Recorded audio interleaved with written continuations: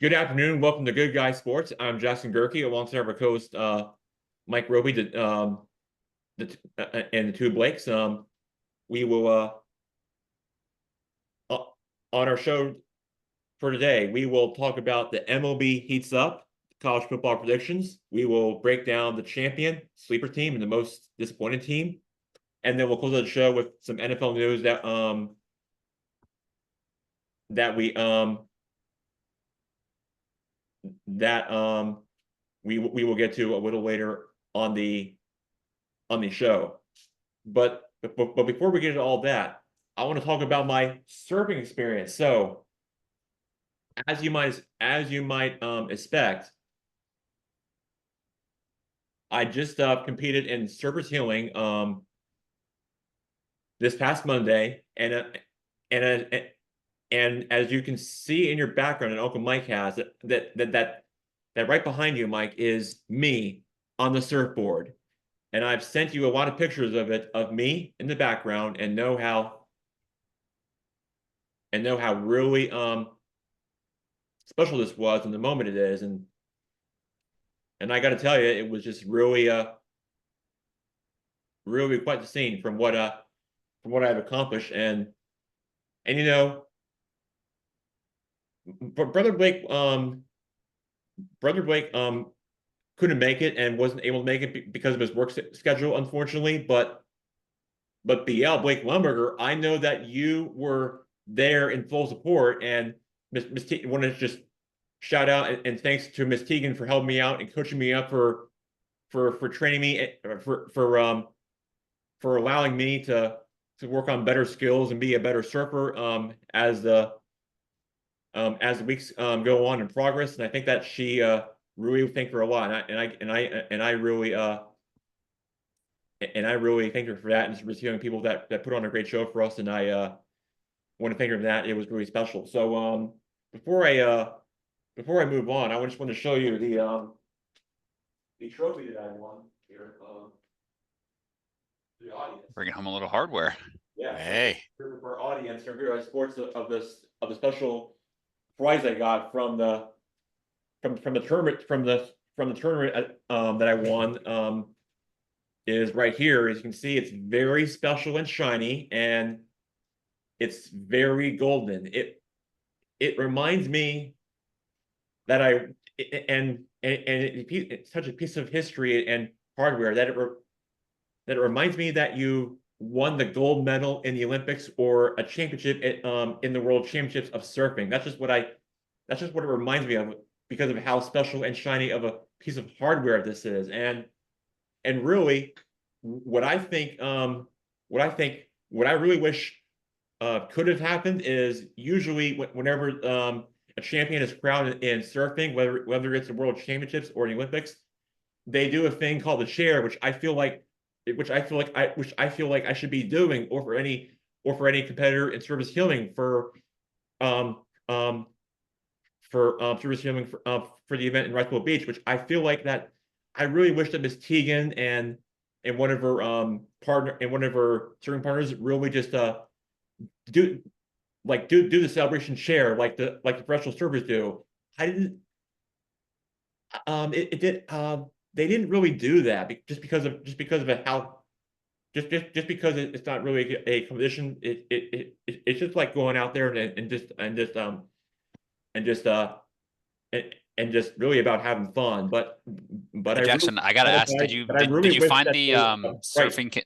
did you find the surfing conditions tough out there? Because it looks like you did a really good job. So I'm just curious, like, did you find the conditions good, and what was your mindset into the competition? Well, the waves did well. We didn't really see a lot of waves just because of how the rip current was going in the other direction. But there hardly weren't any waves. But we did catch quite a few of them. But really, it would just it but really they were just really just a lot of calming water from the ocean that I've expected from all those runs that I had while I was out there. I didn't really see much. It was just really just a bunch of like, waves just like breaking up apart from each one on the shore. But really last year it there was a lot of more build up for those waves that they went on shore. But this year it just went, it was like total opposite. Just really wasn't much really to it from what the storms they had and the rip current that just really poured in from the water they had that for that previous night, and for what it's worth. And but yeah, I had a great time. I really enjoyed it. And yeah, I just think that the people of Westbrook Beach just really put on a great show. I just want to thank them for that. Yeah, But awesome. Thanks but everyone from Surface Healing, right? yeah, really, Blake. I really wish I did the champion chair with Miss Teagan like the pro servers did. That would be really cool. They did, but they just decided not to because it's just really all about having fun. So that's just what they do. But I wish I was like them. That would be really cool. Yeah, Jack, I great. just realized what you're talking about. The champions share the traditional thing when you surf in the Olympics and they carry you off in the chair, right? I just realized what you were talking about. Yes, I do. Yeah. Well, I'll tell you what, Jack. Being there in person, watching you deserve the champions chair because after 30 minutes, all I could think was, man, I would be so exhausted if I was Jackson. We're thinking you're going to take one more wave, come in, be done. Man, Tegan kept taking you out again and again and again and again.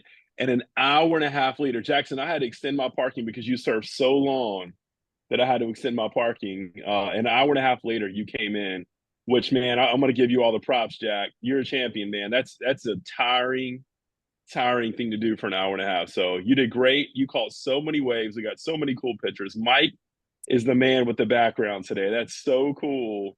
And there's a new move. Rumor has it there's a new move called the Jackson, where you can fold in half while you're standing up, kind of like a yoga pose.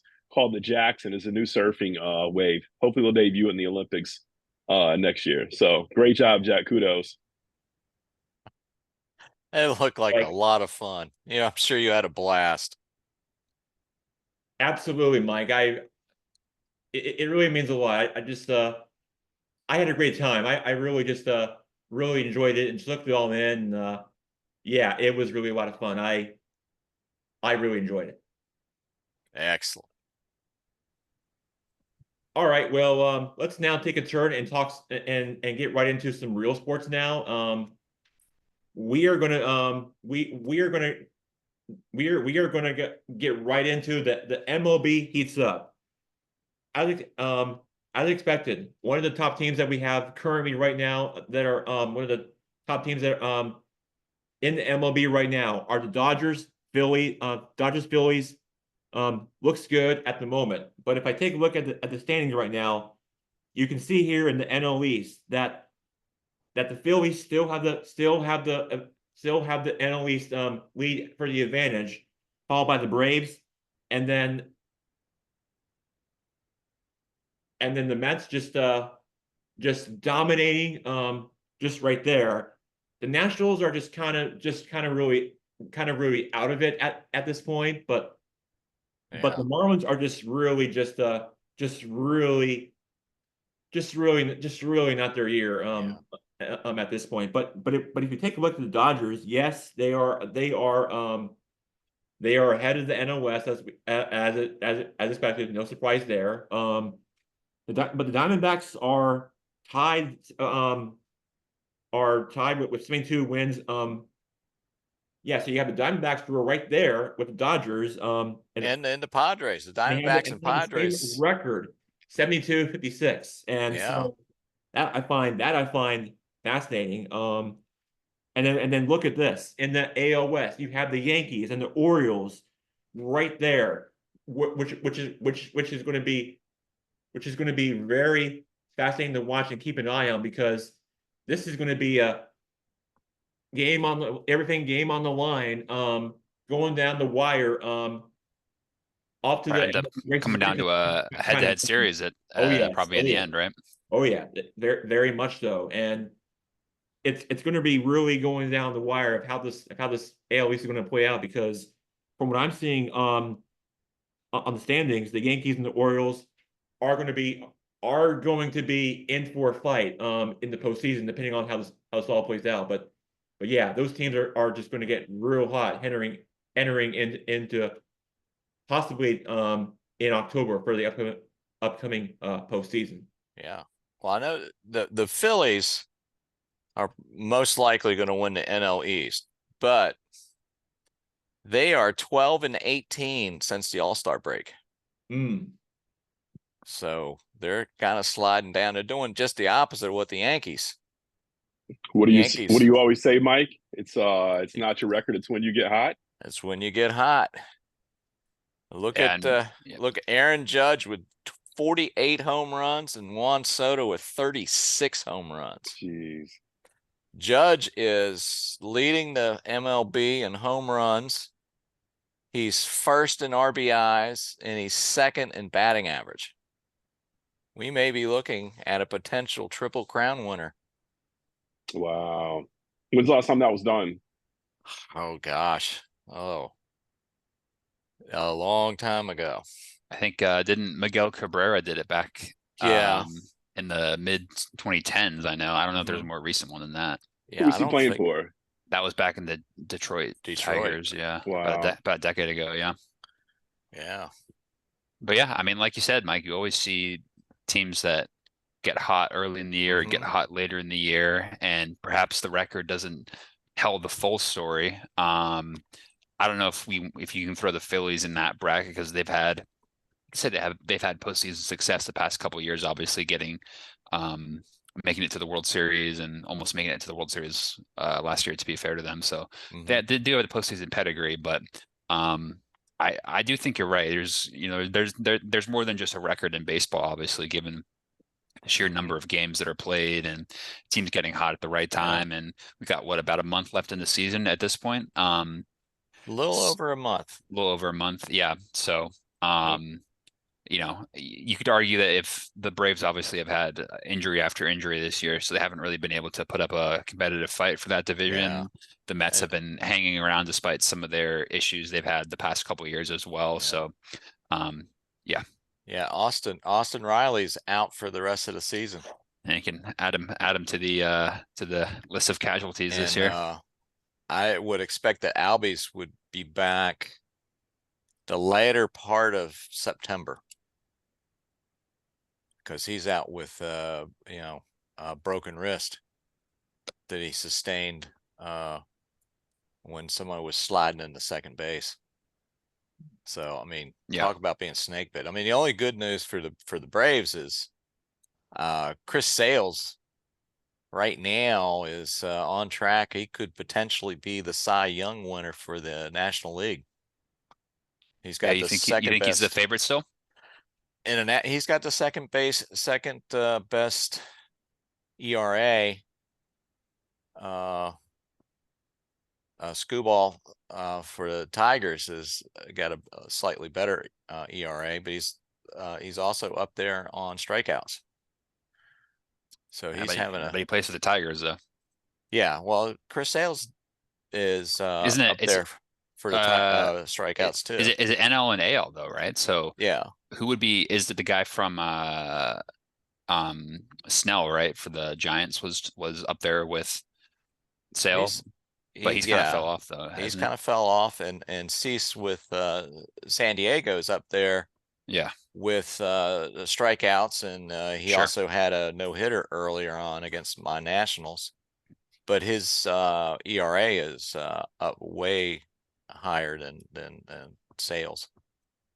Yeah, it's kind of ironic. It'd be a bit strange that the Braves would have. They haven't had a Cy Young winner in a long time, and if it's the season where all their hitters get injured, but Sale ends up having a Cy Young, it'd be kind of ironic. Yeah. But I mean, I guess at this point for the Braves, you just got to hope for sneaking into the wild card and relying on your pitching to kind of carry you through. You never know, right? You need to get Olsen hot. He's only batting like 2 1/4. Yeah, it's kind of all about making sure you secure that playoff berth, Yeah. and then Yeah. kind of just taking it game by game. So Yeah. But there's two sneakers in both Central leagues we hadn't talked about. The Milwaukee Brewers, which are red hot, and the Cleveland Guardians. They may just surprise. Everybody is concentrating on the East and the West. Those two teams may surprise people. The Guardians just beat the Yankees in overtime the other Yeah, day. and by the way, Mike, that was the longest game ever ever recorded in MLB history, going to at least 12 innings until the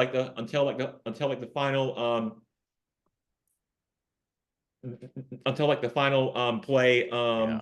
came with I think a walk off. And I don't Yeah. even know if you even stay up this late to even watch extra inning baseball through the middle of the night. I mean, you could. If that were the case, Uncle Mike, you probably could be watching it on TV with no volume with Aunt Lori in bed for those kind of games. Well, that's why you look at YouTube. Then I don't have to stay up and watch those games. But I think that was the longest game this season. But I think there have been longer games uh in baseball history. But that certainly was the longest game this season. yeah, I think wouldn't surprise me. It's been a bit of a topsy-turvy year, I feel like, in MLB in some ways. So wouldn't shock me at all if, a team like Milwaukee or Cleveland finds their way in the in the fall classic this year. Yeah. When we're expecting, Yankees, Dodgers, or whatever. It never really seems to work out that way, right? There's always some sort of Yeah. shock in October, so I wouldn't expect that to change this season. Yeah. October Madness is coming up, and it's wide open. Any of those teams can win. Yeah, absolutely. There's no I don't see anybody who's going to take it all. Of course, it could very well end up being an I-95 series with the Orioles and the Phillies. There you Well, go. That'd be a fun one. if only we can get there, then that's really don't want to look too far ahead if that prediction were going to happen, because you got to get past those sneaky good teams, like you said, Mike, because like you said, unlike with March Madness, what we call with basketball, well, I think we'll be the first to say it, to call it October Madness in MLB baseball. We'll be the first sports show to say this, and it's true. We will definitely be calling that once that time of year rolls around. Yeah, I'm looking for my press pass. Yeah, I we just to we go know point. that.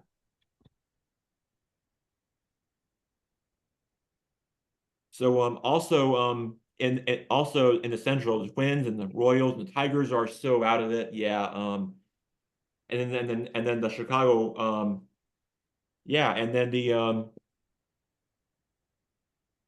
yeah, Or White Sox. and then the Chicago White Sox. Yeah, and I have to mention, I wanted to ask you, Uncle Mike, did you, since you're the baseball guy, did you happen to watch or catch any of the Little League Classic on TV on Sunday? Did you catch any of it? Because Tigers went to extra innings and won it in the 10th inning at there in Williamsport with the Little League Classic, like they do every year. Did you happen to watch or catch any of the Little League games, Mike?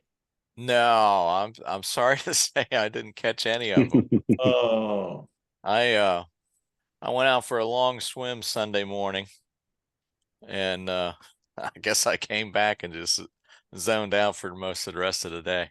Is this a open water swim or a pool swim? No, pool swim. How 90 how many laps. down and backs? 90 laps. Wow. So you felt like Katie Ledecky out there. I was playing Katie Ledecky, yeah. It took me just like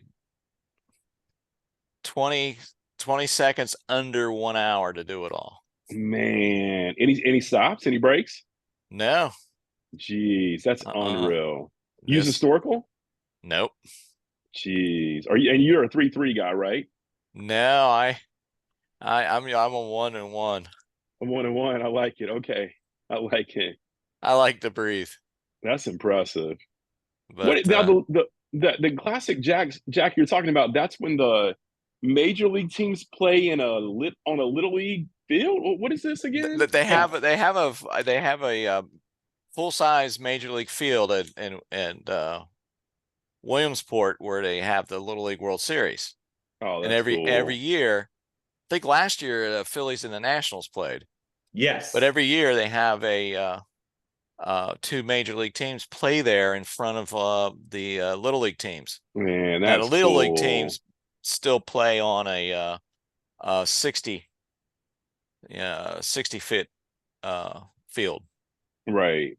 Man, it just seems like MLB is doing it the best when it comes to all these cool games. I mean, just this year alone, they've done that. They've done the Field of Dreams. They've Hmm. done the Negro Field. I mean, Yeah, they got it going on. yeah. Whoever has these ideas and puts them to fruition is Hmm. pretty Well, stinking cool. the season opened up in Seoul, Oh, I kind of forgot about that. and next year they're going to open up in Tokyo.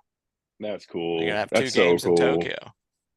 I follow a little bit of that. I think it's like if it's Japanese or Korean baseball, but they Hmm. have some funny baseball traditions in some of these leagues and some of these games. It's an absolute riot, a hoot. So that's cool. Good for Yeah, them. yeah, indeed. And and to your point, Mike, about the Little League World Series Classic, of kind of how great of an atmosphere it was. Well, to your point, the Nationals actually did win last year's game. Do want to point that out. But next year, the next year's classic will be the Seattle Mariners and the New York Mets for next year. And Blake, I know you have a buddy who's a Mets fan, but again, Oh, I you do. do not know him, okay? I don't know him, but I have a suggestion. He should go and he should try to go and get and go and check out Williamsport to cheer on his Mets there. Oh, he would love to. He would Good. absolutely love to. I think it's worth a trip for a lifetime. I think he's going to love it, and he's going to really enjoy the atmosphere and soak it all in.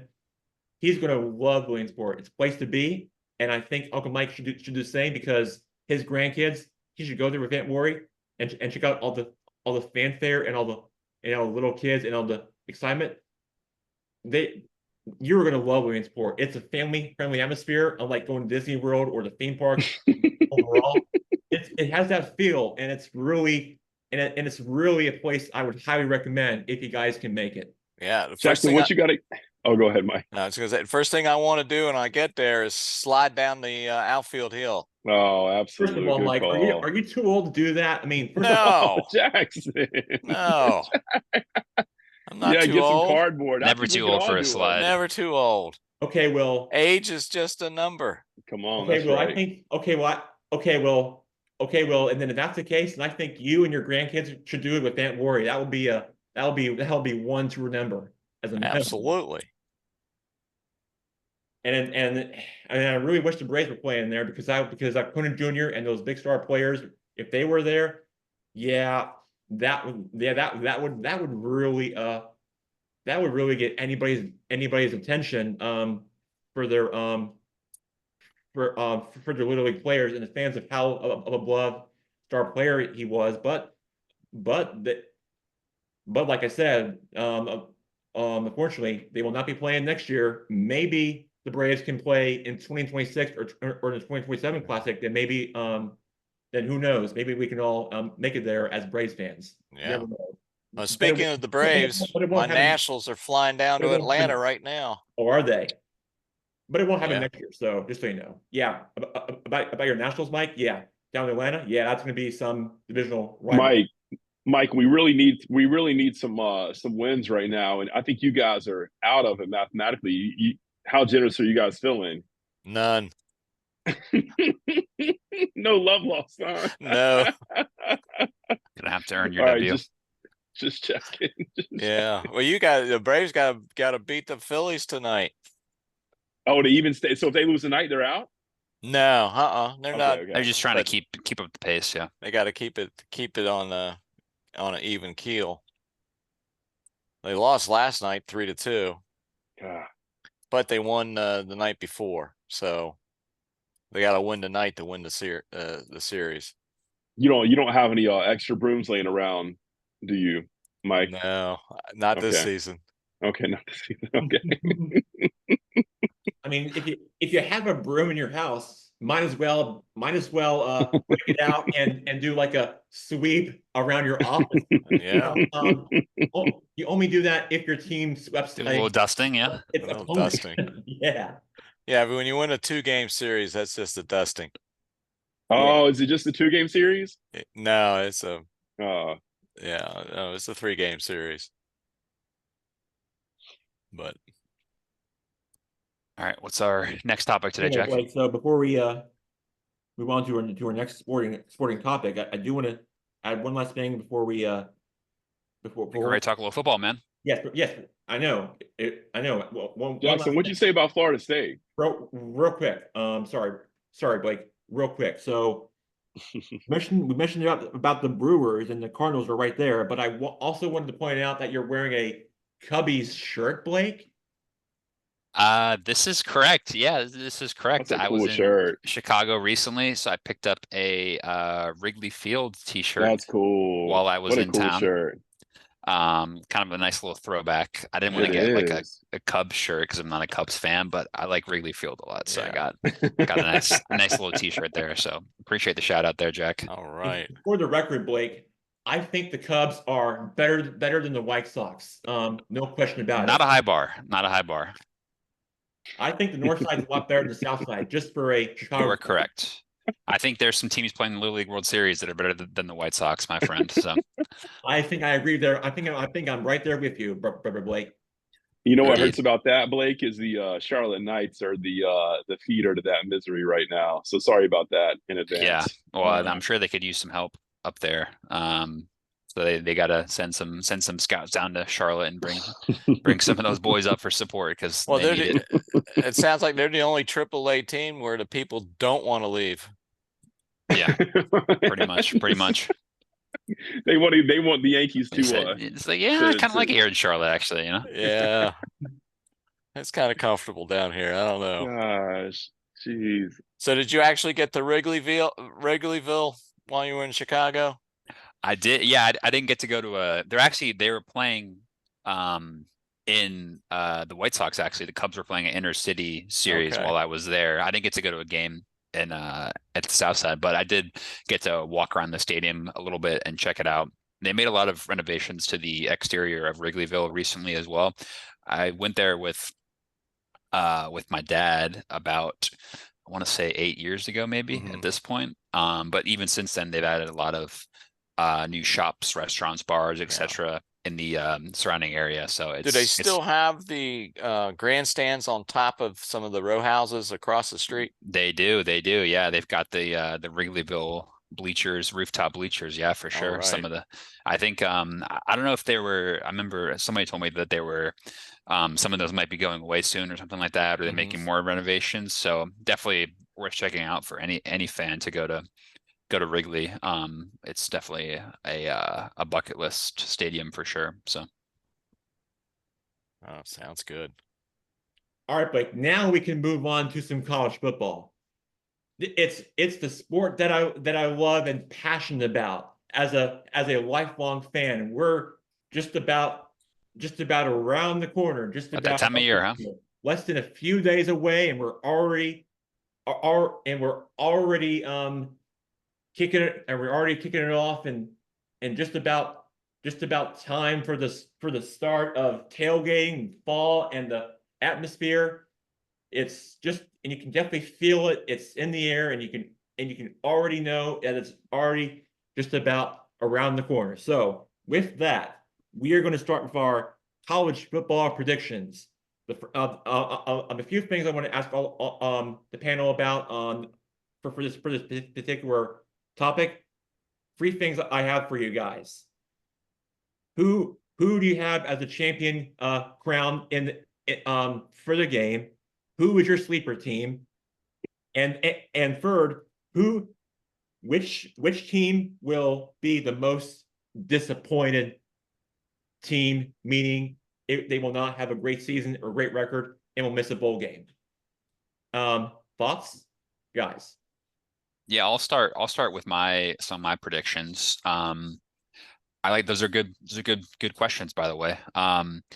To start out with, as my national champion, I'm going against the grain a little bit because historically, right, we've seen the domination by the SEC and Big Ten, and obviously as well to note, Jack, if we're doing the talking college football previews, there's a lot of changes in the conference alignment, which would affect the scheduling and stuff like that. Obviously, where we have the likes of Texas and Oklahoma joining the SEC and USC or USC, UCLA, Washington, Oregon joining the Big Ten. So we're definitely going to see that affect the scheduling, rankings, etc. a little bit this year. Although interestingly enough, it's a different discussion on the CFP, the college football playoff, where they have a couple of teams from each conference getting a automatic bid and then a couple of filtering in. You're going to see that most likely being filled out by teams from the SEC and Big Ten, because now after realignment, those are the big two conferences with the best teams, obviously. But long story short, I think Texas is going to do it this year. I think they've been building up that program for a while, and the flip side, or the counter argument to the point I'm making, is that this is their first year in the SEC, so theoretically they're going to have a tougher schedule. So it wouldn't make sense for this to be the year that they make a run in the playoffs. But I like the team. I like the experience. They got a quarterback with Quinn Ewers, right? Who's kind of been there, done that. And I think they've got really good experience. And so I just think it's going to be tough for the likes of Georgia, Ohio State, to kind of keep that momentum going. And so to piggyback off of that, I've got Ohio State as my underachiever. I think this is going to be the year where Coach Ryan Day is going to kind of succumb to the pressure and ultimately lose his job, because I just think they're going to have a disappointing year in the Big Ten, and they might even lose a couple of games that they're favored by a good margin, just because I just think the expectations are greater than the actuality in Columbus. So I think that's finally gonna catch up with them. And then for my dark horse team to possibly make a run, I'm gonna keep it local, and I'm gonna pick the NC State Wolfpack, Jack. Not just because I'm based here in Raleigh and they're around the corner, but I think they're a sneaky team, and you have to remember the ACC is not as strong as it used to be. You've still got obviously you've got Florida State, who's a high ranked team, and we'll see them in action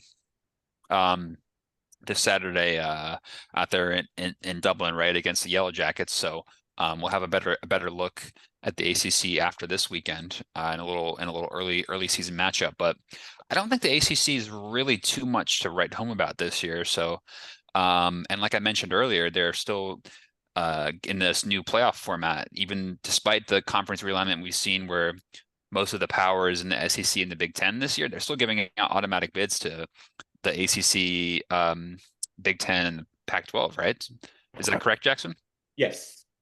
Which is kind of weird in my opinion, because those conferences have been kind of gutted. So the quality in those conferences is not as much as it used to be. So the fact that they're getting automatic bids, I feel like there's possibly a bit of there's a bit of ground to possibly for a team to kind of rise out of that maybe wasn't quite as fancied earlier on in the year.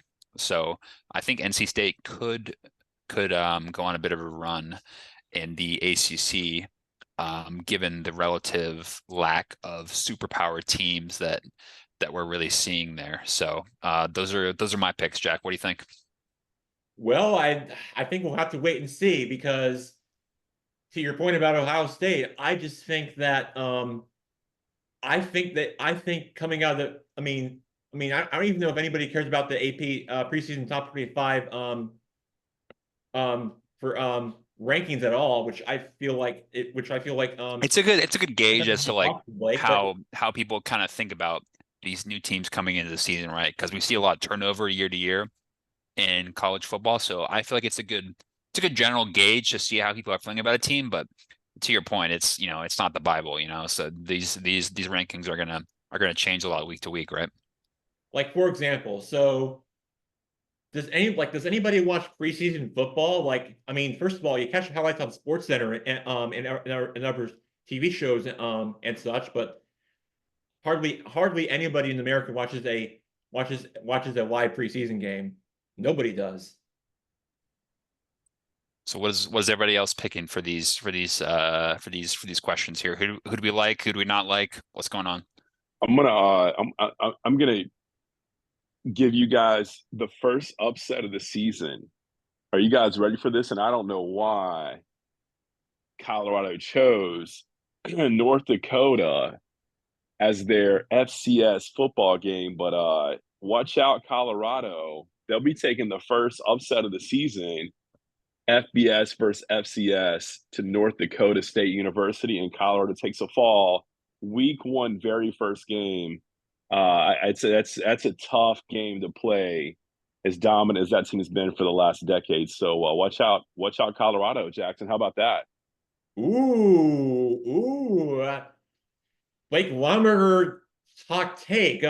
Taking the heat on what could be possibly and maybe a pressure on Deion Sanders, the Deion prime time guy, just feeling a little bit of a pressure and just really I don't know. I think uh, Coach Prime could be looking like Coach New York Strip pretty soon if he's not careful. He's gotta get his house in order there, Blake. It's not a crazy pick. So you're saying prime time's going night night? It could be. It could be. most likely, yeah. Mike, who do you like this year for the chip? For the chip.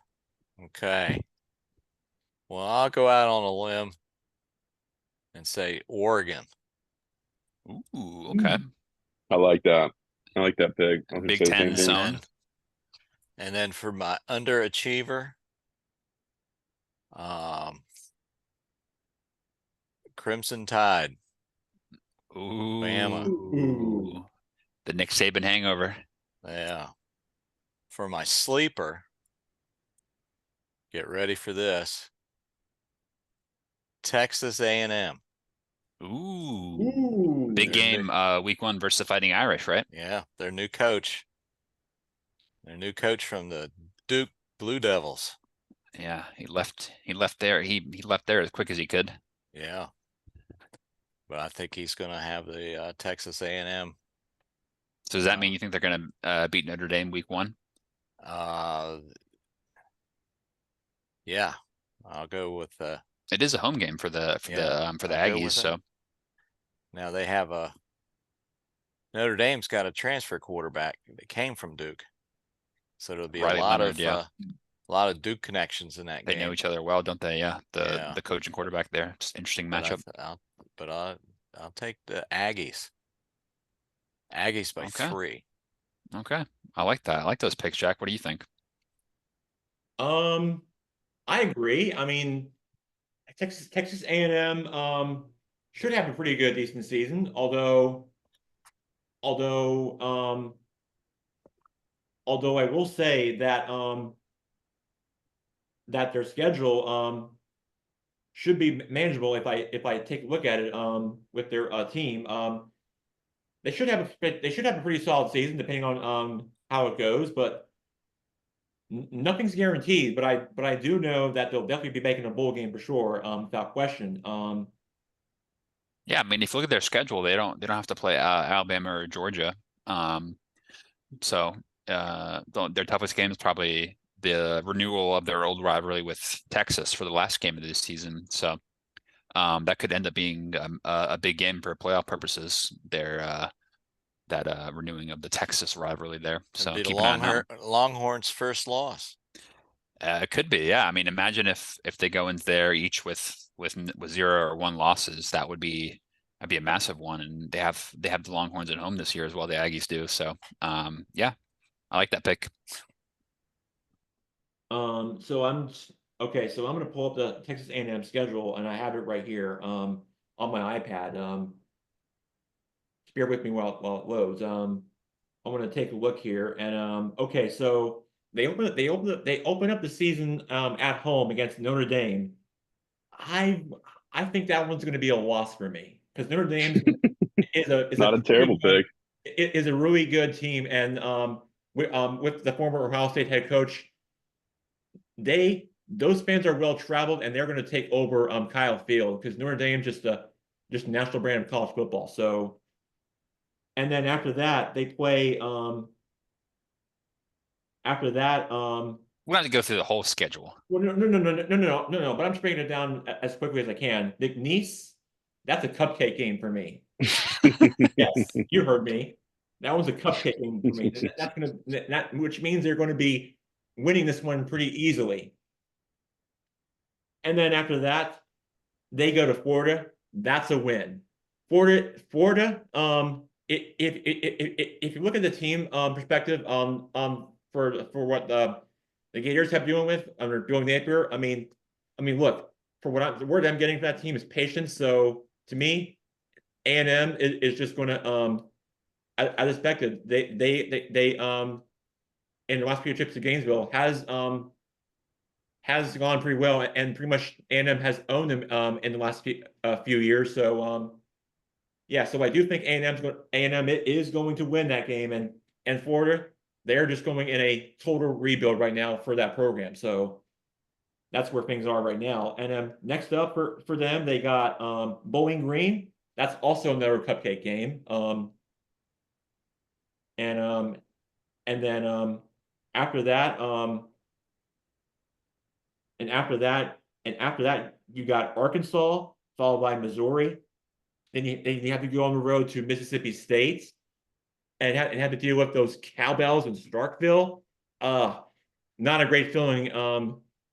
Not a great feeling if you're playing it if you're playing a game there. That's rough. Oh, it's got to be. And then You can never have too many cowbells. yeah, right. And then you return home and have to play a tough LSU team, followed by New Mexico State, and then you have to go to the road at Auburn, at Jordan Hare. I'm giving that one a loss because Auburn is great at home. Jordan Hare. Those fans are going to be really into it. The Auburn just looks very good at home, and they're just pretty sneaky. I just don't see A&M winning that game. And then yeah, like you mentioned, Mike, they close out the season against the Texas Longhorns. That's going to be a pick 'em game for me. But if I had to pick, I'm going to have to say Texas. The slightly to the edge for the Longhorns in that one. So Jack, who's your preseason pick for the your three answers to your questions? Preseason pick. Who's your champion? Who's your underachiever, and then your dark horse overachiever? Okay, this might sound crazy, but Try me. well, I'm not surprised about it. But okay, so I have Georgia going to the national championship game, and then who do I have them playing? That's not crazy. Ohio State, and I have Okay. Georgia winning it all front of in front of the home crowd at Mercedes-Benz Stadium in Atlanta. They're going to go crazy, and I think Kirby Smart's going to really enjoy it. The fans will be into it, and I think Georgia will win the national championship in front of their home fans in Atlanta to well represent, and they'll win Natty, I think that's how it's going to play out for me for my preview. Call me crazy, but I think that's going to be my bold prediction for the upcoming season. That's not crazy. No, I think Georgia's always. They're preseason number one, so I think you're picking the favorite there. What about for your underachiever and overachiever? Let's see. For my sleeper team, Yeah. That's a tough one. I feel like it could be any team in any conference. That's just what makes it so tricky. But if I had to pick one, I'm going to say the Penn State Nittany Lions. Okay. Okay. I think there's some great things coming out of this program. I think Dream Penguins finally got this team finally thinks it'll be their year to win to possibly not to make it to the bowl game or maybe at least around the college football playoff. I mean, depending on how this goes, if not, then I think there are some great achieving things for this program, and I think for the years to come, and I think that James Franklin and this team has really got some things brewing for this for out there in Happy Valley in State College. And I think that they should really be excited about. And I think that if you're an any Lions fan, you should be more thrilled and excited for what this team has yet to come. And then for my most disappointing team, um, to me, um, I'm going to have to say the Florida Gators because they are a total rebuild. They're coming out of their three losing seasons since the 1940s. They are in a total rebuild. It's a mess. They haven't won a bowl game for the last few years. Expect the same for this upcoming season, and I think that and if you look at their schedule, it's not looking very pretty. I mean, I mean, um, and then looking at it, you have to start. And then looking at it, you start the season at home against Miami. That's a rough start for your program. Followed by Stanford, Texas A&M, Mississippi State, UCF, who beat them, who who a team who beat Florida in the last few years in bowl games, and then you have to go on the road to Tennessee and Kentucky, who, by the way, has owned Florida for the last few seasons, and then and then of course the world's largest um, outdoor game, Georgia, who dominates them in their most recent meetings down in Jacksonville.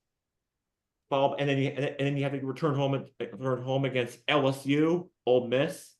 Then you finish it off at Florida State, and if I look at the record and I do the math, it's looking like a 4-5 season. Not great news if you're a Gator fan or for that program for that team. It's just not looking great. If you're a fan of that team, ever since the glory days, but to me, it's looking like a another year of missing the bowl game for for the for the Florida Gators team yet again. So what does B.L. Lineberger think for his team that he thinks going to win it all or maybe underachieve? I'm with Mike. I think Oregon. I think I'm gonna pick Oregon every year until Phil Knight sells Nike. They're gonna be my champions. He just wants a championship so bad. He's gonna put everything out there. My middle of the ground is LSU. They got a great coach from Notre Dame. They haven't, I think, done what everybody thought they would do so far, but with that talent pool down there and with a great coach who runs a tight ship, I think they can always push through. And then my outside of the top 25, I don't think they have any chance of winning the national championship, but they could either this top 25 team could either make it to the Natty or make it to the semis. Is good old Liberty University. They have they're kind of a Notre Dame situation, pick their own schedule, and huge talent pool. I believe they almost went undefeated last year and did really good the year before. So watch out for Liberty. The Flames might be flaming hot this year and make it into the playoffs and maybe even win a game in the playoffs.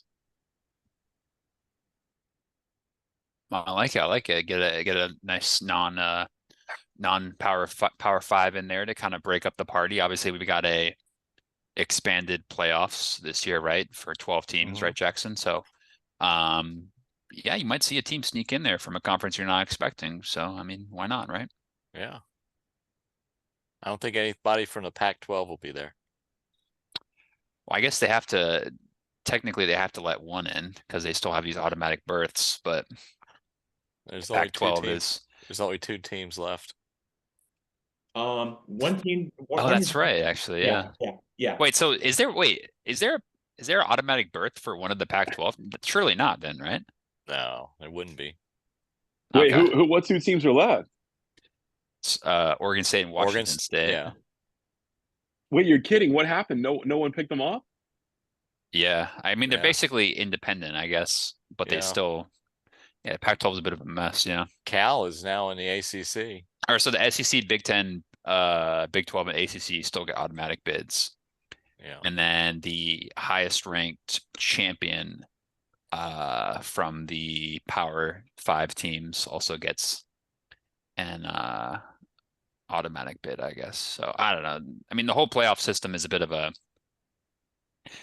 different story in terms of like, I don't know why I mean, if they're gonna have everybody being in two conferences, I mean, they're probably gonna change it, honestly, the way they do it. But I mean, if you're gonna have everybody, all the good teams are in two conferences, you might as well just rank it like 1 through 12. Like the fact that like the automatic bid for a team in the Big 12, like I mean, do we even know like who the best teams in the Big 12 are? And like the fact that one of them is gonna get, like, I mean, East Carolina's in the Big 12, aren't they? So like, I don't even know I don't know. That's the AAC actually, but Yeah. you got like, the likes of like West Virginia, Arizona, Oklahoma State, Colorado. I don't know. It's interesting to see how this new playoff system will be received by fans, and whether or not people feel like it's achieving what it's meant to do, and they have some of the first round buys, and they're playing a couple games at the specific colleges as well. So I'll be curious to see how the playoff is ultimately received in the end. And then, of course, the name, image, and likeness, and the transfer portal, which really has been trending lately in the world of college athletics. Than what we've used to be doing with growing up back in the early days of college football. Ever since it's changed a lot ever since, and crazy that we've gone through for how the college landscape's really changed ever since, which is really mind-boggling to me. So yeah, yeah, we didn't really talk much about the South Carolina Gamecocks. Why don't we just real quick before we move on to our next topic is the Gamecock schedule. So we for my beloved Gamecocks, that is, yes, you know me. You were at Williams-Brice Stadium not long ago at this soccer family, Blake, for your beloved Liverpool, even though it was a soccer family. No, if I had to guess, Blake, there were no Gamecock fans ever in sight at Williams-Brice for this game that you were at, even though it was a different sporting event and soccer family. Even though that's a whole other conversation, but yeah, pretty much, but yeah, but yeah, I think you're right. There were definitely not any Gamecock fans ever in sight for this soccer match you were at, because it was raining and it was soaking, and yeah, but that's a whole other conversation. But all right, so we open up at home against Old Dominion. That's a cupcake game. So yeah, but Old Dominion's but I wouldn't count out Old Dominion, even though there's You better be careful, man. Yeah, Cupcake for who? That could be a tough cupcake. Well, I think we'll be favored to win the game, but let me put it this way: it'll be close. I think we'll find a way to win this game. I think to me that one's going to come down to the last play of the game, and I think we'll come on top. That's just how I see it for this one. And then after that, it gets tricky. You have to go to Kentucky and Lexington, which Kentucky has owned us for the last few seasons, and we've not been favored ever since. You've got to win that game. After that, we return home against a tough LSU team. Those LSU Fighting Tigers are coming right at us, and it's not looking great. I'm going to give that a loss, unfortunately. Unlike the last game against Kentucky, where it's also going to be a loss sadly. But so we got the win against Old Dominion, but then we return home versus Akron. That's definitely a cupcake game. We're definitely going to be blowing out that one for sure. Yeah, we're definitely going to be winning that one easily. And after that, after that, we host a Ole Miss team, which we all know is no gimme. I think we'll win this one, but in my eyes, it's going to be a kind of a 50-50 either way kind of game, the way I look at it, because Ole Miss is a pretty good team. But to me, this game could go either way. But Ole Miss is pretty good, but I wouldn't count that out yet. But the next part of the schedule gets really tricky because you have to go to Alabama. That is a place where South Carolina has no success. That one's going to be a loss for me because Alabama, as we know, is by far one of the most beloved and most historic and name brand programs out there, other than Nick Saban not being the coach this season. But I'm sure but I'm sure there are rumors that Kevin DeBoer now the helm's the head coach, that Nick Saban, that if I had to guess, that in my prediction, I think that Nick Saban should do what Coach K does, is sit in one of the lower stands next to the field and do something that Coach K does, much like they do at Alabama, and continue the success like Coach K at Duke. So two caliber programs and two different sports. I think that Alabama will definitely beat the Gamecocks pretty easily. Sadly, unfortunately, but hey, they're still Alabama. What can you expect? And then after that, you still got to go on the road and have to go to Norman to play a tough Oklahoma team. That's not looking good. That's not looking good. I'm also counting that one as a loss on that one too. So yeah, it's not looking great there. But then and then you return home on Saturday, November 2nd against Texas A&M. And I remember the last time I saw Texas A&M when I was doing in South Carolina, where they had the 12th man in front of the state capitol. Oh, we all know what that's like because you, Blake Lumberger, were there, and it was the middle of the night. And I remember you and I were there to witness. I have great memory on it, and those fans can yell and can jump up and down, and really can hit you with a nail, and that's just what this A&M team does. And yeah, I hate to say this, but they're also going to win that game. So, and then after that should get pretty easy. Although this one's going to be competitive, so I wouldn't call that one a cupcake game. But then they go on the road against Vanderbilt, and I actually saw the Gamecocks play at Vanderbilt one year, and we actually came on top in that game, if you remember. And but yeah, Vanderbilt's just really just in a rebuild mode. But I think South Carolina will win this game. But it won't be easy. But I think the Gamecocks will go on top by a one-score touchdown. After that, we host Missouri. It's going to be competitive, but I'm not going to give them the win that one in that game. I think Missouri is just going to be on top of that one. Followed by Wofford. That's going to be a cupcake game, and then the last game before the championship games, the conference games, that is, you finish off the season at Clemson. As much as I'm going to have to also give them the loss in that one, so it's not looking great. But if I do the math for how many wins I got, I got one for A&M let's see, so for Old Dominion, so at least I got a win for Old Dominion, loss for Kentucky, loss for LSU, win for Akron. See, that's I want to say at least a 5-8 record for the Gamecocks. Not sure if that's great news for Gamecock fans, but that's probably my best guess.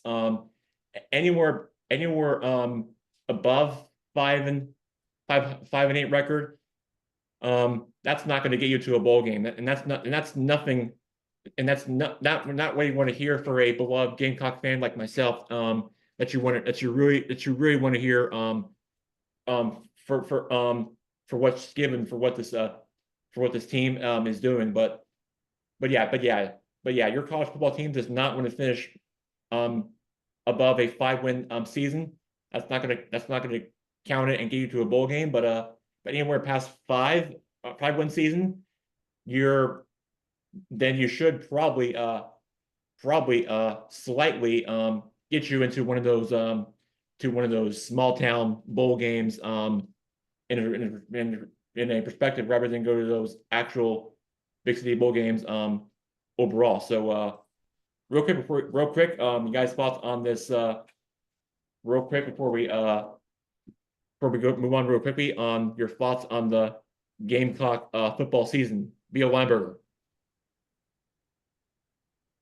Well, Jackson, they were picked to finish 15th out of 16th in the conference, so I'm not expecting too much. So any win this season is a great win, especially in the conference. But all that matters is we beat Clemson. That's the only win that counts for me this year. So any win. Hopefully, we get to spend a weekend down there together. So excited about that. Well, I can't wait to be with you, Blake. Whatever that day may be, I certainly will definitely enjoy it. Enjoy it while it lasts.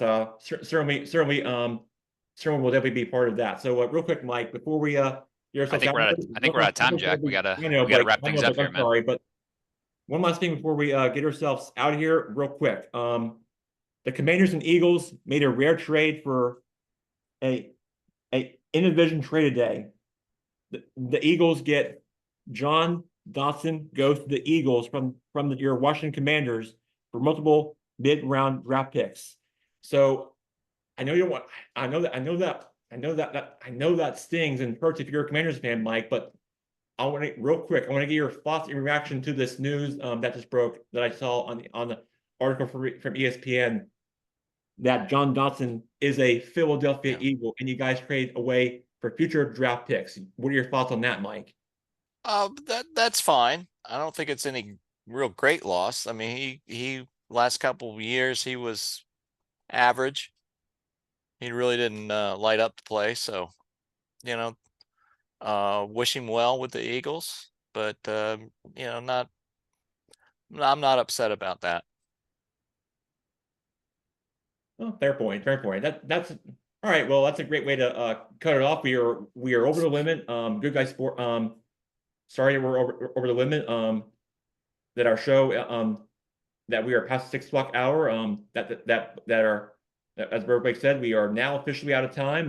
Thanks for everyone for joining us on Good Guy Sports. I'm Dr. Gerke, Good Guy Sports signing off. We will catch you next time, and we'll see you next Thursday. Great. Thanks, Jack. Everyone. Thanks, Blake. See you guys. See you guys.